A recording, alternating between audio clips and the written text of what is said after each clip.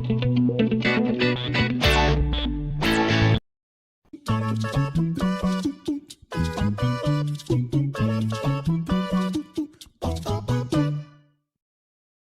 continente europeu, a Europa no mundo. Nesse mapa você localiza o continente europeu no mundo, né? Ele é essa partezinha aqui em destaque e faz aí divisa com o continente asiático. Ao sul nós temos a África, aqui para a questão de localização está o continente americano, aqui mais ou menos o Brasil, onde você está neste momento.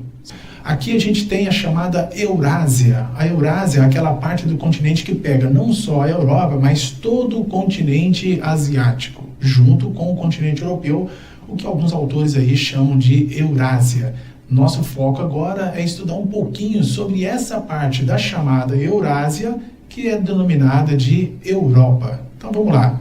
Aqui nós temos um mapa do continente europeu, divisão política, aquela divisão que traz os limites, né, territoriais de cada estado. O estado, falando aqui, cada país, né?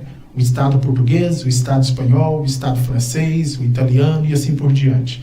Então vejam vocês, uma das características do continente europeu, se a gente voltar à tela anterior, na tela anterior, uma das características que a gente pode perceber, somente analisando os mapas aqui do continente europeu, é que se trata de um continente, um dos menores continentes do mundo, tá? Ele é menor que o continente americano, o continente africano e também o continente asiático. Evidentemente que o continente antártico também. E outra característica da Europa, que você pode observar no mapa, é, apesar de se tratar de um continente extremamente pequeno, olha aqui no destaque aqui no mapa do mundo, aqui, ó, nesse mesmo slide, né? Então se trata de um continente extremamente pequeno e existe, só que uma das características é a existência de uma fragmentação muito grande. Você tem um grande número de países dentro do continente europeu, né? Alguns extremamente pequenos, como por exemplo San Marino, né? Andorra, que são micronações, ou seja, países extremamente pequenos, e outros também pequenos, como é o caso da França, Espanha, Reino Unido, Noruega.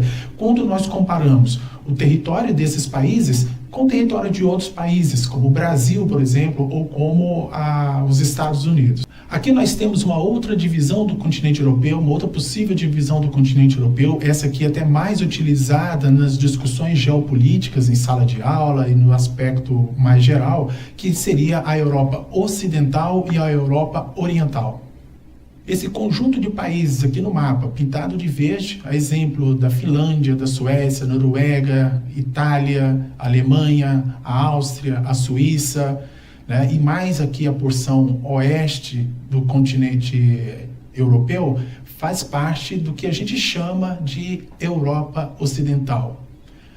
Do outro lado, nós temos parte russa da Europa, a Estônia, Letônia, Lituânia, Polônia, República Tcheca, Eslováquia, Hungria, a Croácia, a Bósnia e Herzegovina e outros países que faz parte do que nós chamamos de Europa Oriental. Uma outra forma da gente poder analisar e estudar sobre o continente europeu é falando sobre o seu bloco econômico, a União Europeia.